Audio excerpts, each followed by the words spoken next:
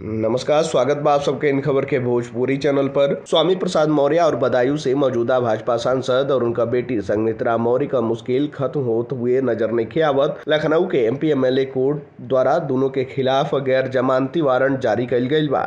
SJM तृतीय MP MLA Ambarish Kumar Srivastava की court Lucknow के रहे वाला पत्रकार दीपक कुमार स्वर्णकार और संघमित्रा मौर्य से संबंधित विवादित प्रकरण में 3 बार समन और 2 बार जमानती वारंट जारी कल गेल रहे, मगर एक बाद भी जब वो कोर्ट में हाजिर ना भइली तो गुरुवार 4 अप्रैल के आरोपियों के खिलाफ गैर जमानती वारंट जारी कर दिया गए।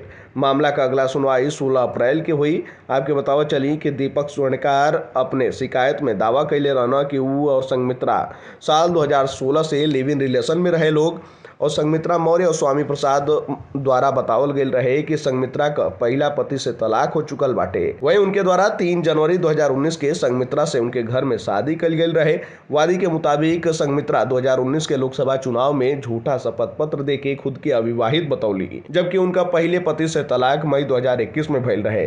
वादी के अनुसार वर्ष 2021 में जब वो विधि विधान से विवाह करे खातिर कहना तो स्वामी प्रसाद मौर्य उनके ऊपर कई स्थानन पर आरोपियों से जानलेवा हमला करौले का प्रयास कईना। वहीं आपको बतावा चलें कि यूपी के बदायूं लोकसभा सीट से बीजेपी बार से मौजूदा सांसद संघमित्रा मौर्य का टिकट काट देले बा। 2 अप्रैल के मुख्यमंत्री योगी आदित्यनाथ प्रबुद्ध सम्मेलन के संबोधित करे खातिर पहुंचना, मगर सीएम योगी के मंच पर अइले से पहले ही संघमित्रा के एगो वीडियो चर्चा का विषय बन गई। इनमें मंच पर बैठल संघमित्रा मौर्य रोअत हुए नजर आयल रहली।